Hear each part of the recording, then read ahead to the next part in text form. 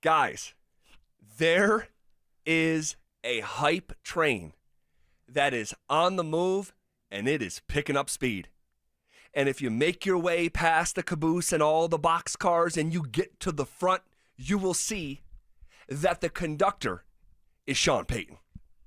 This dude, now on one hand, it's really cool. We talked about this yesterday because he did the interview with Charles Robinson, and he's like, this team can go win the Super Bowl. I've felt like this 6 times in my career. This is the 7th, and all this stuff.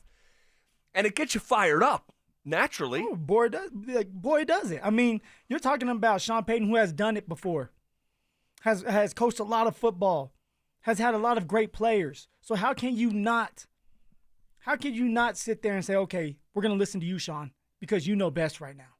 Well, the question that I'm here to ask, and again, if you can't handle conversations like the ones we're about to have, and if you're extremely sensitive or thin-skinned, and everything's got to be worship all the time, then some questions that we're going to ask aren't for you. Sean is in full-blown PR hype mode. Okay, so he has Chase Daniel and Diana Rossini at the facility. Okay, and just gushes. And I'm talking about over the top about Bo Nix and this football team. Like to the point where, like, listen to the small story from Diana Rossini from this summer. He just reminds me of someone like in love. Like he has this like in love feeling way about him with this team. Who does? Sean? Yes. Yeah. He left me a voicemail this summer, and he didn't even say like, hi, hello. All he said was, I love my Q. Yeah. And He's hung up. refreshed. I mean, this is where we're at. He is calling Diana Rossini and leaving a voicemail just saying, I love my Q, and hanging up.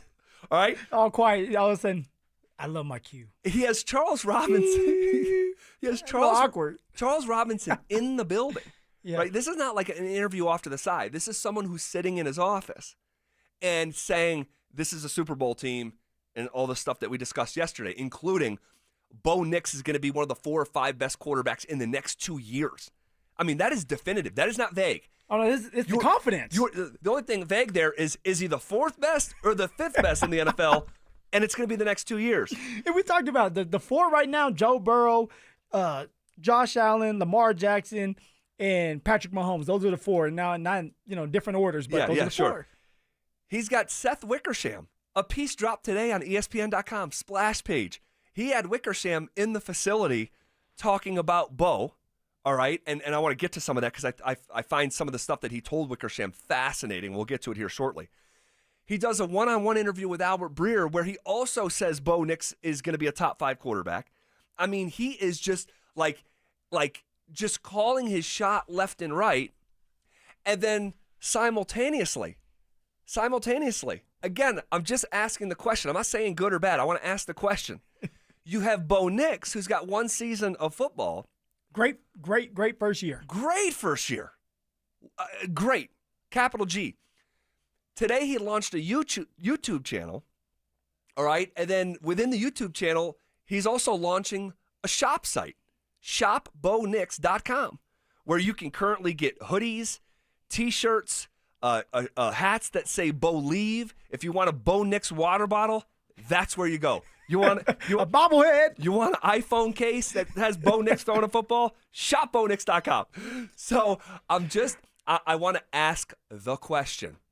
Are you good with the hype train that is being led by Sean, given timestamps, top 5, forecasts from the coach himself, yeah, it's a lot. Super Bowl expectations, quarterback, YouTube page launched, a website. The list continues to go. I'm trying to gather my thoughts right now. Calling Diana Rossini and just saying on the voicemail, I love my Q, and hanging up.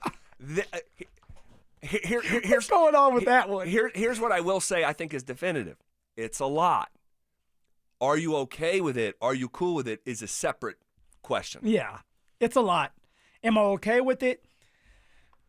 As of right now, because of what Sean has done in the last 2 years, elevated this team, has made us all believers that we can do it and win it all. Yeah. Bo Nix coming into his second year, but first year, 6th quarterback taken in the NFL draft. Nobody believed in him but Sean. Had a phenomenal year. Over 3,700 yards passing, 29 touchdowns and only 12 interceptions. Was able to get the ball off his hands fast. Don't forget the rushing touchdowns, too, because I think he counted for 34 touchdowns as a rookie. Right. And don't forget, homeboy caught one, too. Oh, and he can catch. And he can catch. It's hard not to be okay with it. Because what he's doing, like he's branding himself. He is the quarterback, and we all believe he's a franchise quarterback of the Denver Broncos. The time is now for him to start branding himself if he believes in himself for the future of like, hey, I'm going to be here for 15, 16, 17 years. I'm going to be here, and it's going to be like Patrick Mahomes over here in Denver. Sure. I'm okay with it. Well, hold on. No, I'm okay with it. But I do believe, Zach, it's a little premature when you know that there's a lot of pressure put on you this year. This is feeling like what we talked about earlier, where it's Super Bowl or bust because of what Sean's putting out there on his team and his quarterback, and of course himself, because he's done it before.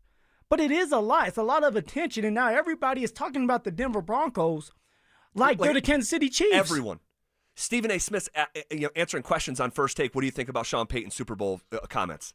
And we'll get to what Stephen A. Smith said here shortly. But it's a lot. It's a lot. And here's my question. Can I ask you a question? I'm sorry. Go ahead. What happened to anonymous donors? What happened? Where are they at? I mean, that was the mantra of this group. No, for sure. Where are they like head down, we're gonna work. We're gonna work for it. And I asked the question yesterday, like with all the shot calling and stuff, and again, like we're not talking about whether Sean agrees with like cancer research. We're talking about football, okay? So a lot of these conversations are rooted in fun and optimism and are healthy. But again, it's like one of these things where you came in with a mindset of like anonymous donors, less noise, we're just going to work. And now you are doing an interview with every national personality or outlet. Like almost every day. And they're now all turning around into microphones talking about how bullish they are on the Broncos. I got Albert Breer telling me how great the Broncos are looking. He went to one practice. Chase Daniel, man, you got to love what we're seeing in Denver. He was there for a practice. Yeah. Okay, so they're regurgitating the optimism from Sean. The optimism from Sean, I think, is healthy. But I think from a noise and attention standpoint, it's too much. It's you're going against your own words.